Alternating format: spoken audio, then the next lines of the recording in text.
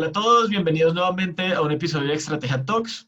Hoy vamos a arrancar una serie sobre un tema muy interesante que es el crowdfunding. Y hoy vamos a empezar con una persona muy especial que tiene un conocimiento muy importante en este tema. Ella es Margie Cadrasco. Margie, bienvenida a Estrategia Talks.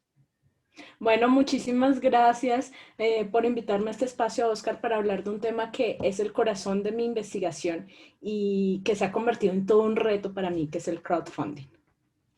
Súper. Margie, si quieres empecemos contándonos un poco cuál es tu trayectoria, cómo llegas también un poco a este mundo del crowdfunding y cómo ha sido toda esa vida académica que tú tienes y cómo desde esa vida pues has empezado a entrar en este mundo de la financiación colaborativa.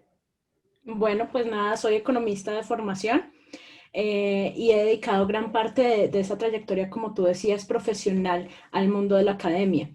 En educación básica primero, donde tuve la oportunidad de liderar un proyecto muy bonito en Bucaramanga de emprendimiento para niños por casi 4 años en el Colegio Gimnasio Superior.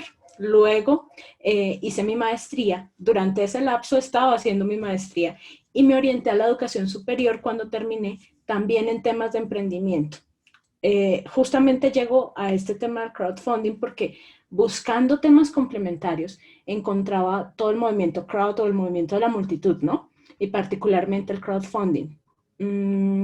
Para complementarte lo de mi trayectoria, he estado en diferentes universidades, en la Pontificia Bolivariana en Bucaramanga, en Uniminuto, en Manuela Beltrán, en Católica, aquí en Bogotá, y desde hace un poco más de 2 años estoy en la Universidad de La Salle. Entonces, llego a este mundo del crowdfunding, como ya te decía, por el tema de emprendimiento, pero también encontrándome siempre con que en las investigaciones que participaba, en los programas de asesoría a emprendedores, siempre faltaba algo. Y faltaba como ese enlace con la financiación. En Colombia las entidades que en realidad tienen dinero para financiar el emprendimiento son muy pocas, o si no se queda en familia, amigos y lo que la gente pueda como recoger, pero muchas buenas ideas se quedan allí, en ideas. Y porque esto es un capital de riesgo al final del día. Tú puedes tener familia con muy buenas intenciones o amigos con muy buenas intenciones, pero es un capital de riesgo. Entonces, no es fácil tomar la decisión individual de apoyar a tu familiar o a tu amigo que está en ese proceso, en ese camino. Y encuentro que los referentes de todo este movimiento de financiación alternativa que estaban en Europa, particularmente en Inglaterra, en Estados Unidos, ya habían recorrido un camino sobre eso. Me interesa el tema y empiezo a investigar. Entonces llego a mi doctorado en administración con ese tema en mente y, y con otras cosas que ya les iremos contando poco a poco. Bueno, súper, qué chévere. Así que hoy vamos a tener una visión muy interesante desde la academia de los conceptos asociados al crowdfunding y por eso pues quisimos empezar esta serie de crowdfunding con Margie para como que setear las bases de lo que es este tema de la financiación colaborativa y los siguientes episodios que iremos a tener. Margie, empecemos un poco como por lo básico. Hay mucha gente que asocia el crowdfunding con el riesgo, como tú justamente lo acabas de decir. Entonces, empecemos un poco como hablando qué es el crowdfunding y definiéndolo para que las personas pues lo tengan muy claro. Bueno, pues este concepto no es nuevo, o al menos el movimiento alrededor del micromecenazgo no es nuevo. Antes se le llamaba así micromecenazgo o financiación, siempre ha existido. Si lo pensamos o si la audiencia lo relaciona un poco, los viajes, por ejemplo, de Colón a América fueron financiados por la corona española. ¿Y qué hizo? Casi que una campaña de crowdfunding, si lo llevamos a este punto. Hay historias alrededor del tema, los grandes artistas han encontrado financiación colectiva, las comunidades makers en los 60, que es de donde surge como este espíritu o esta ideología de hacer las cosas en conjunto, ha sido el proceso que ha derivado en el crowdfunding. Y en la literatura nace el concepto, alrededor del 2014 se tiene como ese conocimiento, y es de Zachary y Dover, que hablan del uso de Internet para obtener capital vía pequeñas inversiones. Y esas pequeñas inversiones pues es lo que hace colaborativo el tema, pero además mediado por tecnología. Entonces aquí le agregamos un factor importante y es el uso de la tecnología de Internet como tal. Ese es a grandes rasgos el crowdfunding. Entonces, si lo pensamos, por ejemplo, en los 60, las comunidades hippies o makers tenían necesidades de comercialización, de productos artesanales, de todo esto, y crean sus comunidades. Entonces, es un concepto también importante alrededor del crowdfunding, el tema de la comunidad. Y empiezan a hacer cosas que no hubieran sido posibles en solitario. Entonces, podríamos decir que es la práctica de financiar un proyecto o un emprendimiento haciendo un levantamiento de capital vía pequeñas inversiones de un gran número de gente. Hay el término crowd, que significa en español multitud, y típicamente se hace por internet. Súper. Excelente definición y creo que nos funciona mucho a todos para empezar a hablar de este tema que si bien en el mundo no es tan nuevo, en Colombia parece pues, o pareciera que es muy nuevo como mecanismo de financiación de proyectos. Hablemos un poquito de cómo funciona el crowdfunding. Entonces ya sabemos que es un mecanismo de financiación, que es un mecanismo para levantar capital, que se hace, digamos, casi que de forma masiva, donde media la tecnología para poder, digamos, como dirimir las partes y tener claridad en las inversiones. Pero ¿cómo funciona entonces el modelo de crowdfunding? Bueno, entonces vamos a descomponer esto paso a paso para aquellos que llegan a este podcast y dicen, bueno, eso me suena, por ahí he escuchado cosas que han hecho y justo con esto del COVID y demás, se han hecho muchos llamados. Pero entonces el esquema básicamente funciona con un proyecto específico, teniendo un proyecto. Entonces tú tienes un proyecto y la pregunta inicial es quiénes pueden ser potenciales financiadores o emprendedores en este esquema. Potencialmente todos aquellos que tengan acceso a Internet, tú, yo, la audiencia, cualquiera, que tenga acceso a Internet y que tenga el proyecto puede ser un potencial emprendedor o financiador. ¿Cómo se logra? Existen plataformas especializadas. Durante toda esta serie de podcasts, tú los vas a tener aquí como invitados y se hablará con líderes de algunas de ellas. Se obtienen beneficios de estos proyectos, entonces no es solamente tener el proyecto, sino también hacer un llamado a la acción. ¿Eso qué implica? Que como emprendedores hay que ser muy claros en qué se quiere, ¿no? ¿Para qué quieres este recurso? Entonces, a cambio de ese recurso, tú ofreces unos beneficios, tangibles o intangibles, a cambio de esas contribuciones económicas. Si combinamos todos esos elementos, podríamos entonces decir que hay crowdfunding. Y eso es más o menos así, o sea, tú tienes el proyecto para financiarlo, pero no quieres acudir a los mecanismos tradicionales, o resulta que los mecanismos tradicionales tienen muchas barreras y son muy rígidos. Entonces, si sabes que tienes una comunidad que te sigue, entonces pues decides que es lo mejor hacer un llamado a esa comunidad apoyada en la plataforma. Se presentan los diferentes actores, puede ser el emprendedor, el financiador, el líder de la plataforma, la comunidad, la recompensa, entonces es importante definirla, y todos esos elementos van a estar apoyados en el entorno digital. Hay que tener en cuenta que existen sistemas y tipos de crowdfunding. Los sistemas encontramos el todo o nada.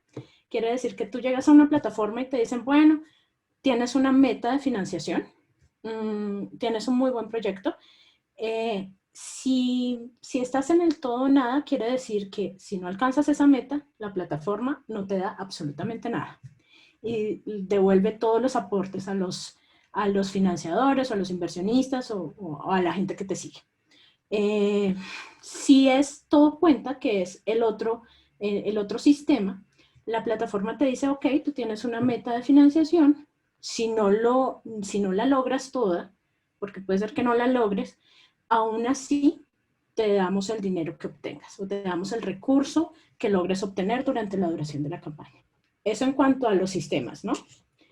En cuanto a los modelos de crowdfunding, encontramos dos grandes grupos, uno que son el no financiero y el financiero. Entonces, el primero está enfocado a la donación, el no financiero. está más asociado a la filantropía, donde la recompensa es emocional. Entonces tú tienes un muy buen proyecto, una comunidad o de algo que quieras desarrollar. Con este esquema o con esta coyuntura de COVID, tenemos muchos proyectos así. Si te fijas, campañas alrededor de brindarle alimentación a personas que se han quedado en una situación muy difícil. Esas llamadas a la acción son filantropía y la recompensa es emocional. Entonces tú ya dices, bueno, estoy aportando para que esas personas no la pasen tan mal. Y la recompensa enfocada en un retorno material por tu contribución. Puede ser también que tengas una recompensa, un producto digital, un podcast. Entonces, invitarnos al podcast puede ser una recompensa. Y eso hay que pensarlo desde la óptica del proyecto, ¿no? Entonces, creo que vamos bien, ¿no? ¿Voy muy rápido? No, súper, súper, muy bien. Entonces, Ok. clave poder entender eso justamente de qué es crowdfunding financiero y qué no es crowdfunding financiero, porque no necesariamente todas las campañas podrán tener una recompensa económica para los inversionistas y es quizás donde más camino podamos llegar a tener en Colombia para entender ese tipo de campañas, ¿no? Sí, totalmente. Y de eso vamos a hablar más adelante en cuanto a la legislación, porque ya hay una legislación en Colombia. Pero pues finalicemos para nuestro público con, bueno, ese crowdfunding que es financiero. Entonces, que está enfocado en la inversión o conocido como equity, donde se recibe el capital de un gran número de personas para el proyecto, pero en este esquema tú debes responder por ese dinero, por ese capital, porque puede ser de préstamo, donde lo que hace la gente es actuar como los bancos. Entonces, en lugar de ir al banco, tú le estás pidiendo a la gente, bueno, hágame este préstamo para este proyecto y yo respondo por ese dinero. ¿Cómo responder? Lo básico es que el proyecto funcione, pero además de eso, pues hay que devolver ese dinero, ¿no? Porque es un préstamo al final del día, con una tasa de retorno y bueno, en fin. Y el de préstamo y el de inversión, perdón, donde las personas, como tú y como yo, los individuales, podemos invertir, están diferentes, diferentes plataformas. Tú vas a tener una aquí como invitada, creo que una de ellas, entonces no me voy a adelantar mucho, pero con tasas de interés muy atractivas, donde tú puedes invertir desde 200,000 pesos, incluso desde 50,000 pesos, y tienes un retorno a esa inversión, pero además puedes participar incluso como socio. Entonces, también ese es un esquema interesante para aquellos que dicen, yo no tengo una idea para emprender, pero sé que alguien más la tiene y quisiera invertir, quisiera financiar eso. Entonces, también ahí cambia el esquema, cambia un poco el chip. En este entorno todavía hay muchos subtipos también. Entonces, el financiero, el no financiero, pero además hay cosas que se están desarrollando. Entonces, pueden ser campañas de crowdfunding político, donde tú aportas a las campañas y eso hace que el proceso sea más transparente. O sea, yo sueño con el día de que el proceso sea muy transparente de financiación de campañas. El crowdfunding recurrente, donde haces un aporte mensual o regular a una causa en particular. Y aquí hay muy buenos ejemplos de eso también en Colombia.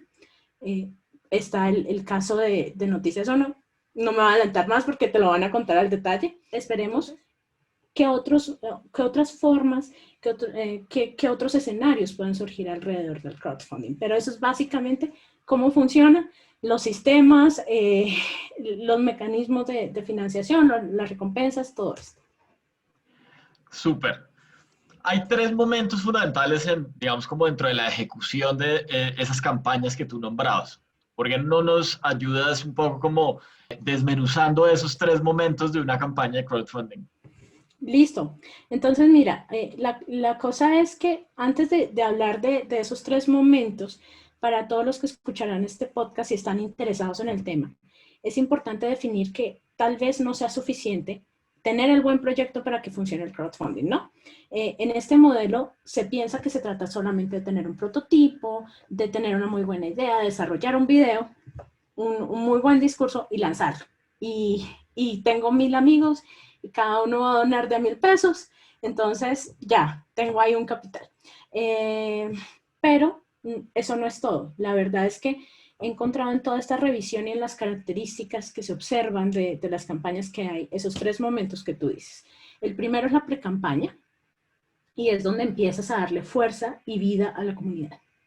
Entonces no basta con tener una red social llena de amigos, no basta con tener muchos amigos también en el tema presencial y mucha gente que te conozca si tu comunidad no tiene fuerza. Entonces tienes que integrar diferentes estrategias de mercadeo, de posicionamiento también, de posicionamiento de tu marca, por ejemplo, Margica de Erasco o Estrategia Talks es una marca. Entonces ahí tienes que empezar a darle un posicionamiento muy estratégico para que las personas confíen en ti, porque al final pues somos humanos y somos los que creamos este tipo de cosas, ¿no? Luego, el segundo momento es la campaña, que es el resultado de toda esa planeación. Entonces, hay que planear y hay que planear muy en serio. La duración de la campaña está definida también por el tipo de plataforma y el tipo de contribución que quieres lograr, ¿no? Porque si es una campaña recurrente, pues ya será de largo aliento. Si es una campaña más corta, pues hay que tener en cuenta también eso en la planeación. Y finalmente está la post-campaña. O sea, ya lo lograste, o no lo lograste, hay dos caminos. Si lo lograste, maravilloso. Y si excediste las expectativas, aún mejor en la campaña. Entonces, ¿qué vas a hacer en la post-campaña? ¿Qué vas a hacer con esa confianza ganada, con esa comunidad que hay detrás que cree en ti? ¿Vas a seguir lanzando campañas? ¿Vas a mejorar tu producto? ¿Qué vas a hacer con eso? E incluso si no la logras, bueno, eso es un indicador. Entonces, el indicador es, bueno, ¿por qué no funcionó? ¿Qué falló en mi estrategia? Y hay que repensarla, volverlo a hacer, y hay mucha gente que no la logra en la primera. Esto no está mal, porque también el mercado les está diciendo algo, les está diciendo no, en este momento no hacemos clic por algo, encuéntrese algo y vuelva a empezar.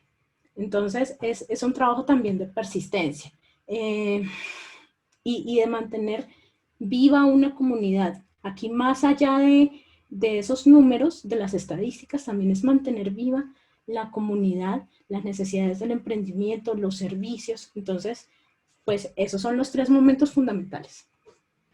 Súper, muy interesante porque al final también hay que entender el crowdfunding como un proceso iterativo, ¿no? Y un proceso donde hay que tener una propuesta de valor en el proyecto que permita que pues, esa financiación siga llegando de manera recurrente o por lo menos se pueda cerrar en una campaña exitosa.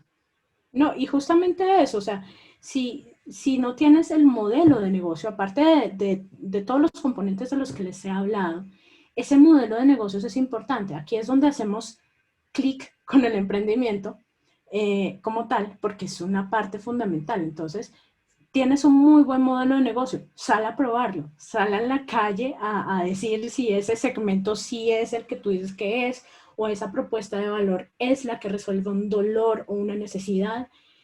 Y esas pruebas, esa iteración constante, da más conocimiento, ¿no? Entonces, es un poco la disyuntiva, la eterna disyuntiva entre el plan y los modelos de negocio. Porque el plan puede ser de largo aliento y tú puedes durar mucho tiempo estableciendo un plan, pero si no sales a probarlo, va a ser muy difícil, las condiciones cambian, el mundo cambia, estamos en un entorno VUCA que es volátil y demás, entonces el tema es sal rápido y pruébalo y vuelve a empezar. Si no funciona y si te funciona, maravilloso, sigue mejorando. Total. Bueno, hemos hablado, Margie, de emprendedores, de plataformas, digamos, de distintos actores dentro del proceso. Profundicemos un poquito en cuáles son esos principales actores y un poco como sus roles dentro del proceso de crowdfunding. Bueno, hay autores que definen los actores. Entonces, Annie Wang en 2018 nos hablan de eso y determinaron una especie de escenario, ¿no? El primero es el iniciador del proyecto, el segundo son los inversores y el tercero los intermediarios de Internet. Sin embargo, como aún es un tema tan emergente, y lo llamamos así en términos de investigación, es algo relativamente nuevo, podemos encontrar más jugadores en este campo. Yo estoy de acuerdo en la delimitación inicial, que los emprendedores o los iniciadores del proyecto son fundamentales, porque lo son, y son aquellos que pueden proponer una campaña. E incluso puede ser que esta figura se divida en dos partes, porque en algunas campañas otras personas te ayudan o ayudan a los emprendedores a publicar las iniciativas, o muestran las necesidades de otros y se vuelven los exponentes de ese proyecto, ¿no? Entonces, por ejemplo, cuando son comunidades vulnerables, cuando son grupos de interés muy particulares, como sucedió a raíz del COVID. Entonces, colectivos se unen para recaudar fondos y suplir las necesidades de grupos o comunidades. Entonces, ahí ya hay una subdivisión. También están los administradores de las plataformas.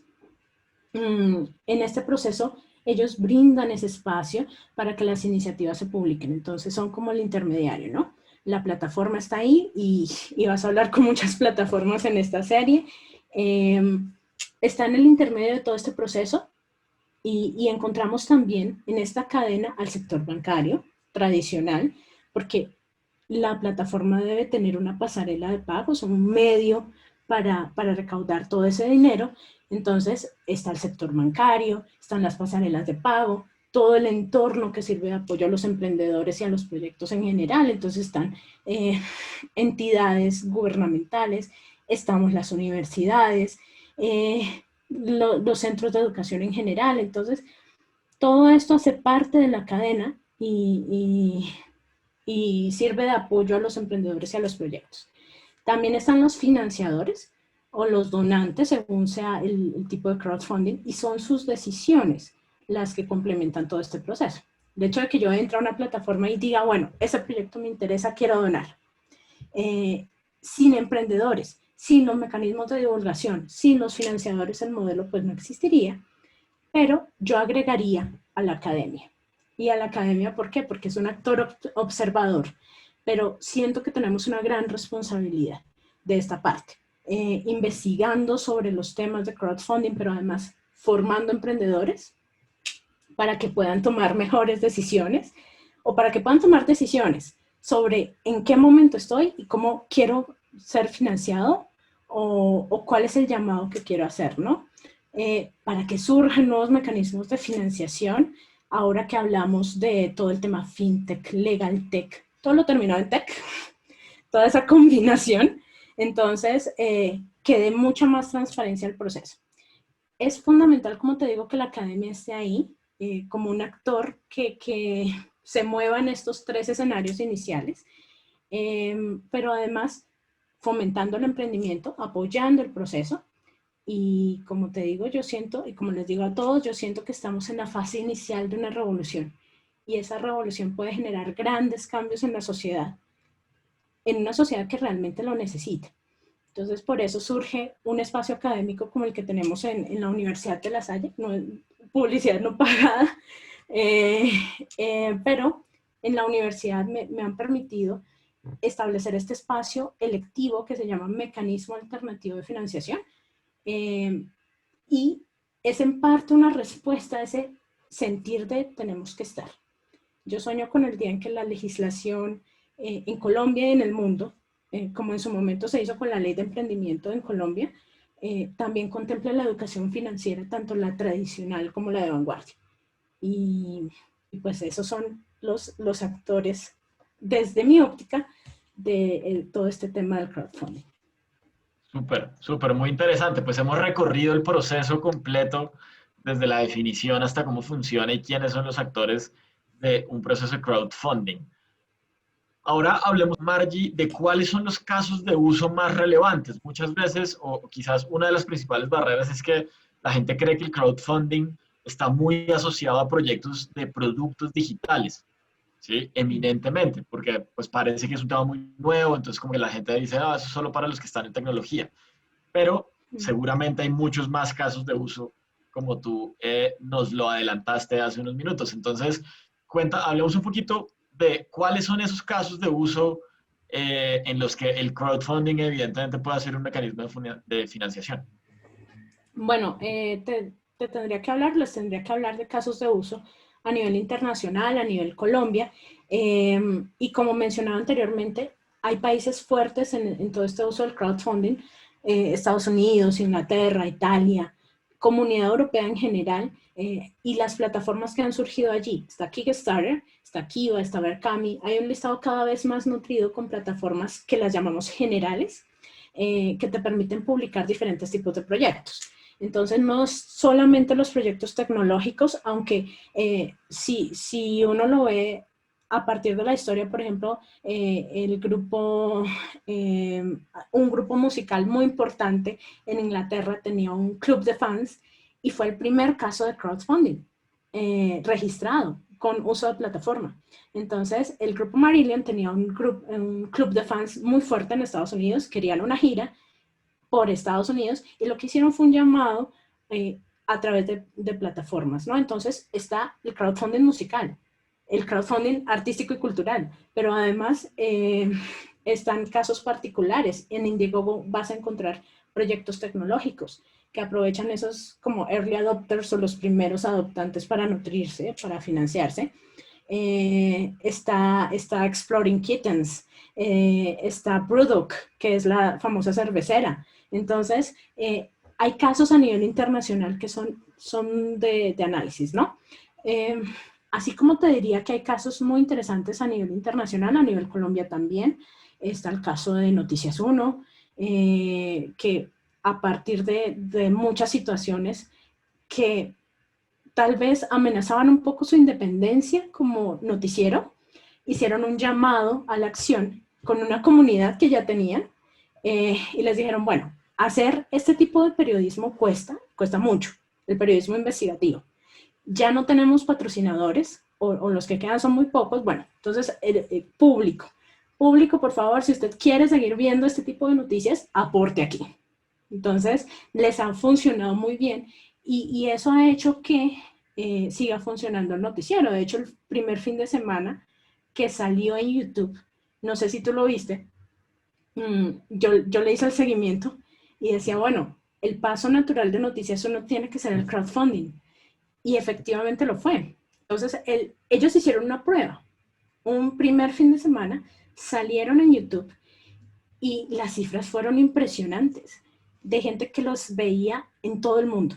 Entonces yo dije, este tiene que ser el paso natural y va a ser la revolución también de los medios de comunicación. También está el crowdfunding inmobiliario, con muy buenas plataformas que también vas a tener acá. Están muchos sectores que serían ejemplos positivos de hacer buen crowdfunding y de manera responsable, ¿no? Pero también hay que tratar un tema del que hay que hablar y es los casos no tan positivos del crowdfunding. Y son los que amenazan un poco todo este ecosistema porque un factor fundamental aquí es la confianza. Entonces,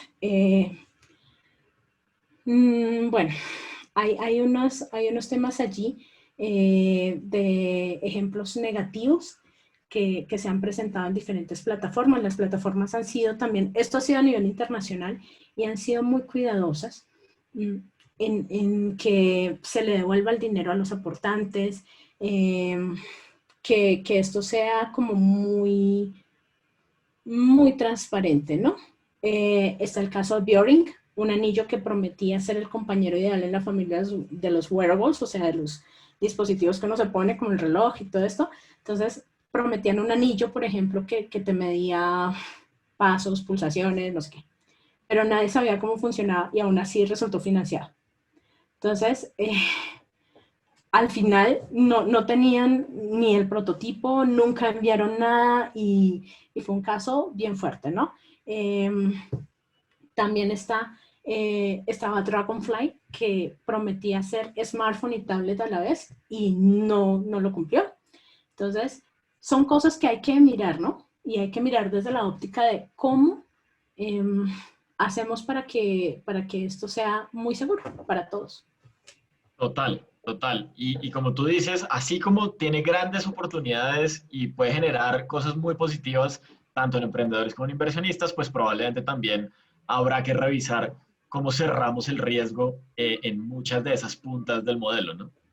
Sí, claro, ese es un tema que hay que mirar, por eso te digo, estamos en la primera parte de este juego. y lo asocio mucho como con un partido de fútbol. Estamos en los primeros minutos del juego, aún no sabemos cómo se va a desarrollar esto, pero hay que tener una muy buena estrategia con un director técnico eh, que podría ser el gobierno e incluso los mismos inversionistas y los mismos emprendedores, y ahí es donde entran a jugar todos los actores para que esto pueda ser fuerte y genere confianza.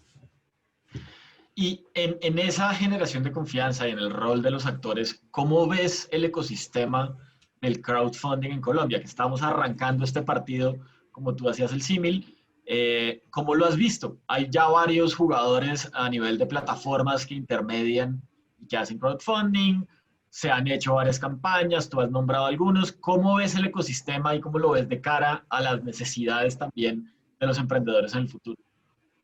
Bueno, yo veo varios puntos fundamentales. Veo un futuro prometedor. Siempre que exista una legislación incluyente y que sea clara y que se adapte rápidamente a un mercado que es nuevo, que puede tomar diferentes formas, que debe generar transparencia. Entonces aquí hay un actor importante que es el tema gubernamental. Entonces, si bien es un llamado individual a una financiación colectiva, esto debe tener unas reglas muy, muy claras de juego. En Colombia ya se han hecho algunos esfuerzos con el decreto de 2018 alrededor del crowdfunding, ahora que acabaron de agregar algunas cosas, pero eso debe derivar en esa legislación, ¿no? Y que sea incluyente, que sea muy flexible, porque el crowdfunding sigue tomando formas diferentes. Todavía no se ha dicho la última palabra, todavía no se ha dicho, bueno, este es el crowdfunding y ya está, y de aquí no nos podemos salir. Hay gente que dice, el crowdfunding financiero no es crowdfunding. Y están allí y dicen, no, si va a financiar eso es otra cosa, pero eso no es crowdfunding. Entonces, como ponernos de acuerdo, tener como un marco común regulatorio y allí está una parte de ese futuro.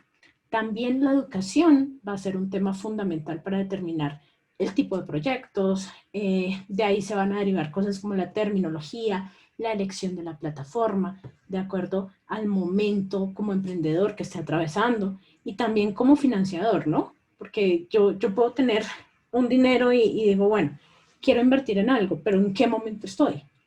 ¿Cuánto tiempo puedo esperar? Lo mismo el emprendedor, ¿cuánto tiempo puedo esperar por financiación para no quedarme fuera de la ola? Es tan malo estar muy adelantado como estar detrás de, ¿no? Entonces hay que estar en el momento justo. Los mecanismos de decisión para los principales actores también van a ser fundamentales. Entonces allí tenemos un camino muy interesante para el ecosistema. La clave de todo esto, desde mi perspectiva, va a ser entonces la transparencia en las operaciones y esto lo logramos garantizando el acceso a la tecnología, pero además estudiando y tratando de cerrar la brecha de estos costos ocultos, porque no es solamente tener acceso a, no es solamente tener acceso a un computador, a una conexión a internet, a hacer un video, tener una historia que contar, sino también es la formación que hay detrás de todo esto, ¿no? Entonces, pues ese es el panorama. Yo espero que el crowdfunding de verdad tenga mucha fuerza en Colombia. Si me lo preguntabas hace, no sé, 5 años tal vez, eh, decía, mucha gente decía, porque yo estaba hablando ya de este tema, y me decía, no, eso en Colombia no va a poder ser. En Colombia no hay la confianza, además tenemos un historial de el tema de donaciones que no es tan bonito, los bancos no confían, entonces el sistema está muy rígido, pero hoy es una necesidad. Total. Tú hablabas dentro, digamos, de lo que nos contabas hace un rato, de la regulación. Y recientemente hemos tenido como algunas actualizaciones y algunas salidas de decretos relacionados con crowdfunding. ¿Cómo ves esa regulación en Colombia? Bueno, creo que se ha hecho un esfuerzo importante. La regulación se ha centrado básicamente en el crowdfunding de tipo financiero en Colombia. Sin embargo, creo que tiene que ser más ágil, responder a las necesidades de este momento cambiante y definitivamente la legislación debe contemplar las herramientas para apoyar un mayor número de proyectos, pero además todos los entornos que se pueden derivar del crowdfunding.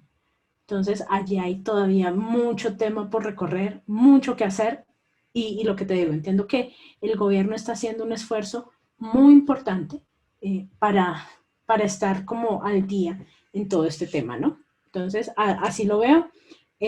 Habrá que esperar cuáles son los resultados de la aplicación de esos decretos y de esa legislación ya cuando empiece o ya en funcionamiento, ¿no? Uno tiene que evaluar estas cosas posteriormente y medir, describir los resultados y medir ese impacto.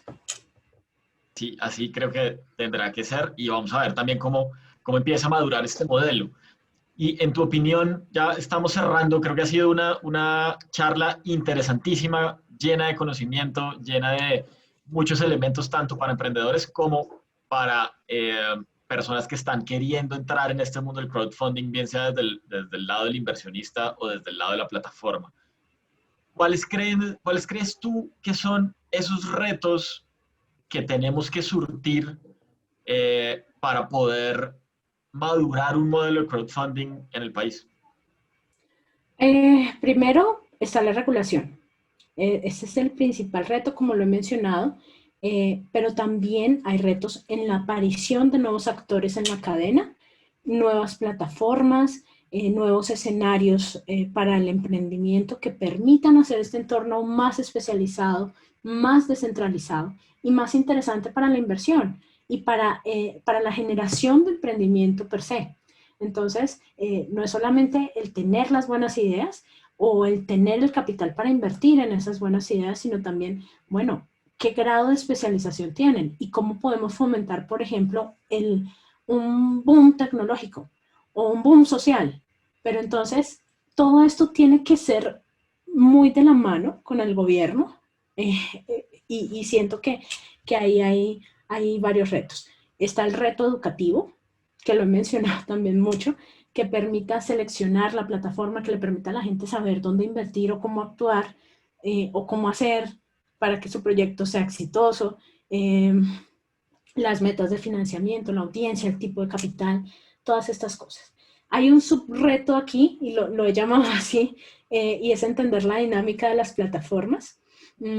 Si tienen cubrimiento geográfico, cuál es el cubrimiento que yo necesito, si es local, regional, nacional, el foco de la plataforma, si es generalista, o sea, que acepta todo tipo de proyectos, o vertical, si son proyectos muy específicos, como proyectos inmobiliarios, solo proyectos de tecnología, etc. La estructura de costos, que eso es algo con lo que los emprendedores a veces batallan un poco, y es mi tasa de éxito, mis tarifas, cuánto me cuesta.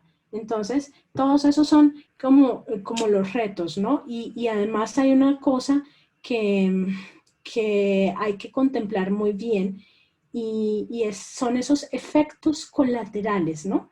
De las plataformas de crowdfunding. Entonces, esos efectos colaterales, ¿cuáles podrían ser? Tener una comunidad es un efecto colateral muy positivo. Tener una comunidad que te apoye y construirla, hacer promoción de tu producto o servicio, establecer una nueva marca o nuevas marcas, identificar las necesidades del cliente, mejorar los productos, hacer preventa de productos o de servicios y adquirir o retener nuevos clientes. Entonces, aquí hay efectos colaterales interesantísimos y esos son los retos, ¿no?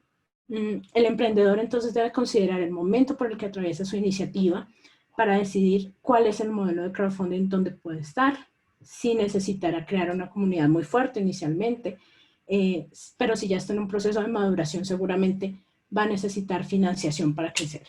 En todo esto, pues es importantísima toda esa infraestructura, ¿no? Aún nos queda mucho por hacer. Súper, seguro sí, pero un panorama muy alentador y sobre todo, pues digamos que un panorama que tiene un montón de cosas por hacer, así que seguramente sí encontraremos el camino. Bueno, y ahora sí, prometo que son mis dos últimas preguntas. ¿Qué decirle un poco a los emprendedores? ¿Qué consejo darle a esos emprendedores que o bien están buscando financiación o que están queriendo meterse en el mundo del crowdfunding. Y por último, un libro que nos recomiendes. Ok, bueno, un consejo para los emprendedores, persistir. Persistir en sus emprendimientos, pero además escuchar a la comunidad y aprender. A aprender, o sea, ¿cómo aprendemos? Investigando, mirando cosas, siendo curiosos. Y ese es como mi consejo siempre. Aplica para la vida, aplica para todo, ¿no? Un libro recomendado, Homus Deus, Breve Historia del Mañana, de Yuval Noah Harari, que es un historiador israelí, y lo recomiendo para todas las profesiones, tanto si eres o no eres emprendedor, o si alguna vez vas a hacerlo, porque uno no sabe las vueltas que nos da la vida, y esta es una generación que está cambiando permanentemente, ¿no? Entonces, aborda varios temas centrales y éticos del siglo XXI, incluso los problemas por venir, el papel de la tecnología, el papel de la abundancia, de la riqueza, cuál será el papel de la inteligencia artificial. Entonces, por favor, emprendedores, aprendan a programar. Los grandes datos, aprendan a analizar datos, las redes sociales. Entonces, todo esto es para emprendedores y para todos en general. Súper. Bueno, Margie, pues ha sido una sesión muy interesante. Te doy muchísimas gracias por haber aceptado mi invitación a Estrategia Talks, por haber compartido con nosotros el conocimiento que tienes amplio del crowdfunding, y seguramente nos estaremos viendo en otros escenarios y ojalá pues, te podamos volver a tener cuando termines todas tus investigaciones nuevamente en Estrategia Talks.